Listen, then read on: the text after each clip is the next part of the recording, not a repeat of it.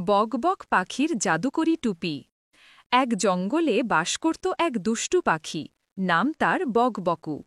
নাম শুনেই বোঝা যায় সে এক মুহূর্ত চুপ থাকতে পারে না। ভোর থেকে শুরু করে রাত পর্যন্ত সে শুধু বলে, আমি সব জানি, আমি সব বলি, আমি বকবকু, সবার দোস্তি করি। জঙ্গলের বাকি প্রাণীরা তার বকবকে হাঁফিয়ে উঠেছিল। বানর বলতো, এই পাখিটা যদি একদিন চুপ হয় আমি কলা খাওয়া ছেড়ে দেব। হাতি বলতো, ওর আওয়াজে আমার কান ফুলে যায়। একদিন বকবকু গাছের ডালে বসে বকবক করছে। ঠিক তখনই আকাশে ঝলমলে আলো দেখা গেল। এক বৃদ্ধ জাদুকর নেমে এলেন, হাতে এক অদ্ভুত নীল টুপি। জাদুকর বললেন, এই টুপিটা খুব বিশেষ, যে এটা পরবে সে অন্যের মনের কথা শুনতে পাবে। বকবকু তো লাফিয়ে উঠল, ওয়াও, আমি তাহলে সবার গোপন কথা জেনে ফেলব। জাদুকর হেসে বললেন, কিন্তু সাবধান, টুপিটা বেশি ব্যবহার করলে এর জাদু উল্টো হয়ে যাবে।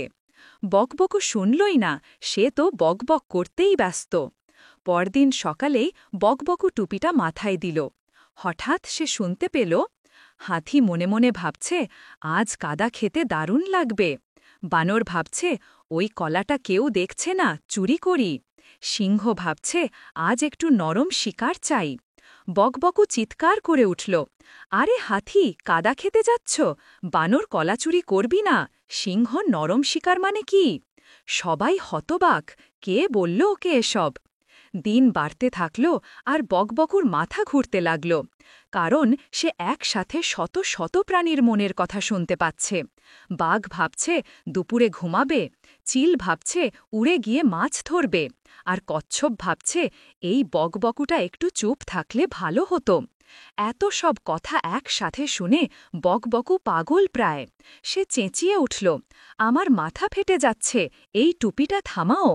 ঠিক তখনই টুপির ভিতর থেকে এক ধোঁয়া বের হল, আর বকবকুর চুল দাঁড়িয়ে গেল যেন ছোট্ট ঝাড়ুর মতো। জাদু উল্টো কাজ করল। এখন সে অন্যদের মন শুনতে না পেলেও তার নিজের মনের কথাগুলো সবাই শুনতে পাচ্ছে। বকবকু এখন যা ভাবে মুখে না বললেও সবাই শুনতে পায়। সে ভাবল, আজ বানরের কলা খাব। বানর সাথে সাথে বলল, না, এবার না। সে ভাবল, এই হাতিটার কান কত বড়। হাতি রেগে বলল, তোরও ঠোঁট ছোট না? শেষে বকবকু বুঝল সব জানাও মুশকিলের ব্যাপার। সে জাদুকরের কাছে গিয়ে বলল, আমার টুপির জাদু ফিরিয়ে দাও, আমি এখন চুপ পাখি হব। জাদুকর হাসলেন, ঠিক আছে, কিন্তু মনে রেখো, কখনো কখনো চুপ থাকাই সবচেয়ে বড় বুদ্ধিমত্তা। বকবকু মাথা নেড়ে বলল, ঠিক বলেছ গুরু, এবার থেকে আমি বকবক না, ধীরে বকবকু।